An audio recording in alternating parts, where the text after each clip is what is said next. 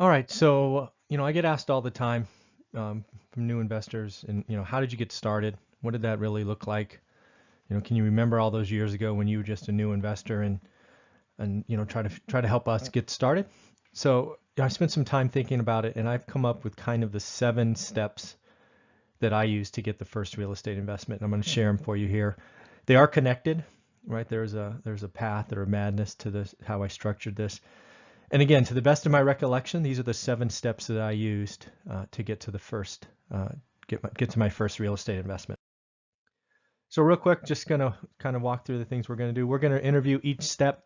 We're gonna talk about each step, kind of twist and turn, how I looked at that first step and how you might look at it and maybe look at it a little bit differently. And then we're gonna again just where I can sort of highlight what I did. And again, I'm going to share my experience. It's one person's experience going through these 7 steps, but I'll do my best at each step to kind of talk about what it might mean for you. And again, this process, the life cycle, this book, One Rental at a Time, really documents how we all started.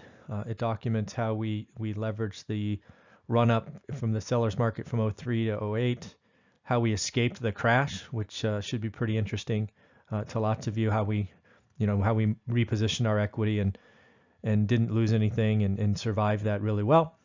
Talks about how we grew our portfolio during when everything was on sale and ultimately returned. So talk about private money and hard money and just lots of stuff in this book for you. And again, writing this book with the intention of creating belief and focus for folks is really where this PowerPoint or this presentation comes from. So let's get started. So step one, you need to decide on a focus area for your real estate business. So what do I mean by that? I meet too many people who, at least I can't understand where their focus is. A lot of people come talk to me because they're interested in rental properties.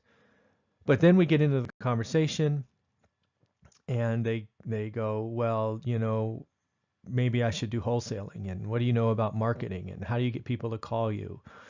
Or maybe they talk about flipping and HGTV and, hey, so-and-so down the street did this and that, and wouldn't that be great if I could do it? Or, then they talk about note investing. And there's just, I don't know if you call it the shiny object syndrome. I call it lack of focus or commitment or whatever. And it's fine, right? If you're in the beginning, right, you're at step 0, really. You have to investigate it and find something that means something to you. But once you've really decided to move forward and you want to start the journey, you want to roll the dice, whatever you want to call that, you need to decide on a focus and be clear, right? What I decided is I was going to be a landlord. I was going to buy bread and butter homes, but the intention was I was going to be a landlord. So I wouldn't be distracted by flip videos. I wouldn't be distracted by the Instagram or YouTube posts of wholesalers throwing down stacks of $100 bills, right? It wasn't part of my business. So that was really what I focused on. And I'm not saying focus on being a landlord. That's not what I'm saying. I'm just saying that was my focus. And in order for you to get started on these 7 steps, I suggest you have a focus as well. Then what you need to do is you need to take that focus, I don't know, up a level, down a level. I'm not really sure what the right word is there, but even get more focused. So once you go, once I said I was going to be a landlord, right, that's still a huge market.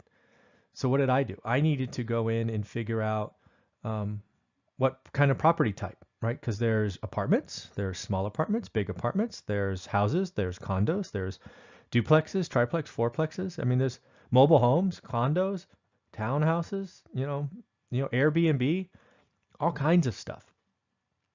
So what I needed to do way back when is I needed to pick a type because, again, it was just too much. So what I decided I wanted was a 3-bedroom, 2-bath, 2-car garage, 1-story, somewhere between, I think it was like 1,100 and 1,500 square feet. So big enough, but not too big. And that's what I wanted, right? Peak roof, close to a 1/4 acre lot. That's what I wanted, right? So I didn't look at condos. I didn't look at multis. I had a focus. And again, I'm not telling you to focus on 3-bedroom, 2-bath, 2-car garages by any means. Maybe that's not the right market. I don't know. What I am saying is you need to step back after you decided what you wanted to do and pick a subtype if you're just starting, right? If you're just starting out, you need to get as focused as possible, right? Maybe you want to be a flipper. or maybe you want to own multis, back to step one. That's okay. But, let's get focused. And if you're going after multis because you want a house hack or whatever, get focused, right? You want to look at fourplexes, or maybe you want to look at triplexes and fourplexes. I don't know. Maybe you want to look at two houses on one lot. Whatever it is, get more focused. Then what you need to do is, because all areas aren't equal, is you need to figure out an area of your town or city to look at. I call it a zip code. Some zip codes are rather large, so maybe it's even a sub area. But you need to see what we're doing here? You need to get extra focused, right? So you need to figure out what kind of investor you're going to be in step one. Then you need to figure out, what you're going to look at. And then you need to figure out the area, right?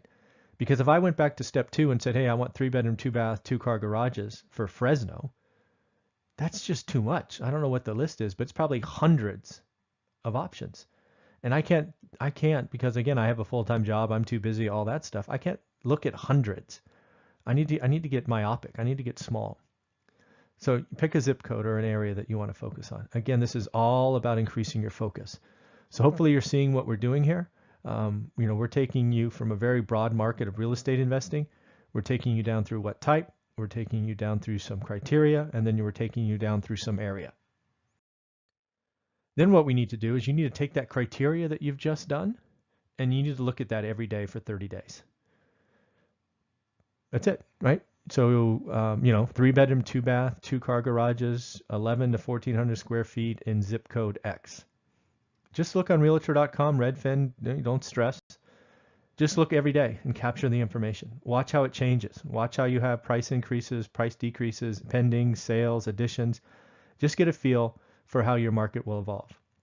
You're going to have, somewhere between 20 and 50 listings probably. But look at it every day. What you're going to do is you're going to start to build a foundation of knowledge and experience. And you're going to start to become very knowledgeable and have conversations with people about that market. Right, you could go to a RIA meeting after 30 days and say, hey, I'm an investor. I look for 3-bedroom, 2-bath, 2-car garages in zip code X. What I've been seeing in the market is they range from X to Y, with most priced around Z. Right, this is great. So you can just keep gathering information and tell people what you're looking for, and you're knowledgeable. And what you're going to be able to do after you've done that for 30 days is you're going to be able to understand, at least on the cusp, what a bad deal is, what an average deal is, what a good deal is, and what a great deal is. So let's talk about this. You're going to be able to understand which deals are just overpriced. I don't care if you're a flipper, wholesaler, buy and hold, whatever it is. There are going to be some properties you look at after 30 days and go, that's just priced too much, right? That's a bad deal. Then you're going to go, well, these are all average, right? The average deals will probably dominate the listings. And that's okay, right?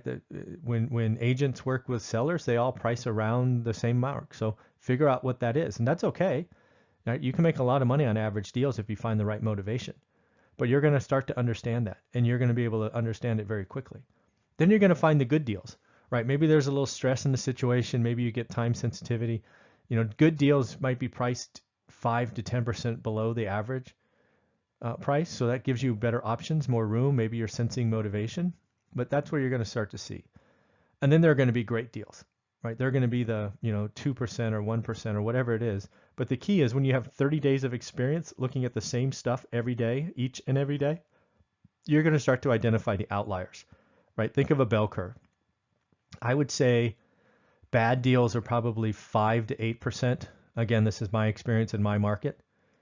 5 to 8% are bad deals. Average deals, thus by their name, are probably 70%. Good deals are probably, 12%, and then great deals, whatever's left. But great deals are going to be 1 or 2%. So I think bad deals are kind of 10 to 15%, where great deals are like 2%, and then the average and good make up the rest. I can't do math in my head that fast, but hopefully you get the point. But again, the whole idea of all this exercise is to get down to what's a bad, average, good, and great deal. Now what I want you to do is I want you to take the good and great deals and start digging in. Start making some phone calls. Start having conversations about these. When you find a good or great deal, that will be your indication after 30 days to dive in. You get to have some fun, figure out what's going on. This is what we're trying to do. So again, what we're trying to do is figure out your market. We're trying to figure out a property type, figure out an area, do 30 days of work. We're going to figure out what a good and great deal is, and then we're going to start learning more. Maybe the great deals you find out, oh, sorry, there was an addition not disclosed, it's not to code. Maybe the roof leaks, maybe it's right behind a train track, which you couldn't figure out for whatever reason. I don't know. But there are going to be things you learn on good and great that will make you even a better investor. But basically what this does is provides, again, focus. This whole 7-step thing is about creating focus, taking your limited supply of time and allowing you to focus on forward, right?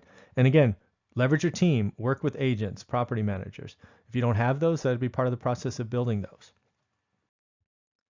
And then finally, once you've done that extra layer of homework, it's time to write a deal, write an offer on a great deal.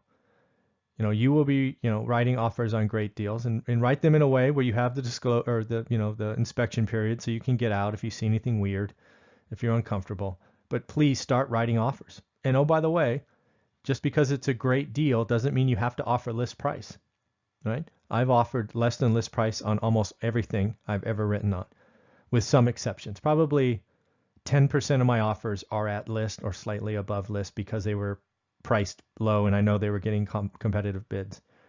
But again, if this is your just starting out, I suggest you look at all your great deals. Once you've done an investigation, I would tell you to write up the offers below list price, even if they're great deals at list price. You're just trying to get comfortable writing offers. And I promise you, once you start writing offers, you're going to start getting acceptance. It's a numbers game, right? Now, don't be crazy. Don't take a great deal and write it at half price. Maybe write it 10%, 15%, 5%, whatever you're comfortable with. But this is about getting you through this process, getting knowledgeable about a market, about a type, about an area, doing your homework, and becoming far more knowledgeable. This all brings you to step 7, where you write offers. You will never get a deal if you don't write an offer. So write an offer. You've done the homework. Be confident in yourself, and let's move forward. So in the end, if you like this video, do me a favor and follow me. Run one rental at a time is what I do. We do daily content posts to YouTube. We do a series of interviews with experienced individuals in the real estate business. If you know anyone that would like to be interviewed, let me know. We also are taking these interviews and converting them to podcasts, which is a lot of fun, which allows us to do a lot of really cool things. Again, the podcast is called One Rental at a Time. Go ahead and look it up and subscribe. I do have a Twitter handle, which I've just created in the last week or so. It too is called One Rental at a Time, but due to character restrictions, it's spelled a little differently than everything else I do. On YouTube, it's One Rental at a Time, just all spelled out. The podcast is One Rental at a Time. The book, One Rental at a Time. But again, the Twitter handle is slightly different and left for you there. And of course, do me a favor, if you like what we're doing here, make sure you buy the book. We do some special things with this. What has been fun is a lot of people have been sending me selfies with the book, right? Some of them are being very creative, taking interesting backgrounds and locations where they are, which are a lot of fun.